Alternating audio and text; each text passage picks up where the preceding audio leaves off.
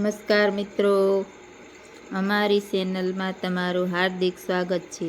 આજે આપણે સુંદર મજાની કથા સાંભળીશું। તો કથા સાંભળવા માટે બધા જરૂરથી તૈયાર રહેજો। સરસ મજાની નારદજીની કથા છે। એક દિવસ નારદજી ભગવાન વિષ્ણુ પાસે આવ્યા। નારદજી હંમેશા ગર્વથી કહેતા કે પ્રભુ, મને તો માયા ક્યારેય ફસાવી શકતી નથી। હું તો હંમેશા તમારું નામ જ લઉં છું।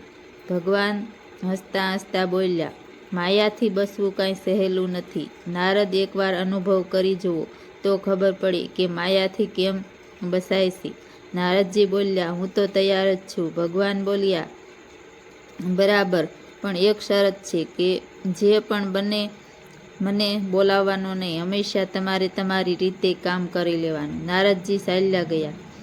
ચાલતા ચાલતા એમને તરસ લાગી તો તેમણે એક નદી જોઈ। નદીમાં સુંદર તાજું પાણી હતું। નારદજી તરસ છીપાવવા માટે પાણી પીવા લાગ્યા। ખૂબ પાણી પીધું, તરસ તેમની છીપાઈ ગઈ। પણ જે ક્ષણ પાણીનો ઘૂંટડો પીધો ત્યાંથી ચમત્કાર થયો। ચમત્કાર એવો થયો કે નારદજીનું રૂપ સાવ બદલાઈ ગયું। હવે તે નારદજીમાંથી એક સુંદર યુવાન બની ગયા। થોડા સમય પછી નારદજી ચાલતા ચાલતા ઘણે દૂર પહોંચ્યા। ત્યાં એક ગામ આવ્યું। નજીકમાં ગામ હતું એટલે નારદજી ગામમાં ગયા। ગામમાં ગયા તો ત્યાં એક રાજા હતા। રાજાની પુત્રીને તેમણે જોઈ। દેવલક્ષણા જેવી કન્યા હતી। રૂપરૂપના અંબાળ હતા, સુંદર કન્યા હતી। તો નારદજીને કન્યા જોતા ખૂબ ગમી ગઈ। કન્યાને પણ નારદજી ખૂબ ગમી ગયા। બંને વચ્ચે પ્રેમ જન્મ્યો। લગ્ન થયા।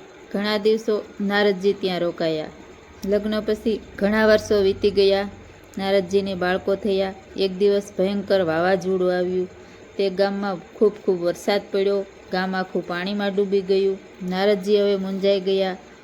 બધા એક પછી એક ડૂબવા લાગ્યા। નારદજીની પત્ની ડૂબ્યા, બાળકો ડૂબ્યા।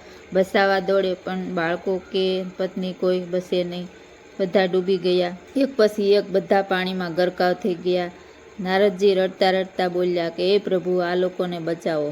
અને એક ક્ષણે બધું અદૃશ્ય થઈ ગયું। નારદજી પાછા ભગવાન વિષ્ણુ સામે ઊભા હતા। નદીનો એનો એ કિનારો એ સ્થાન હતું।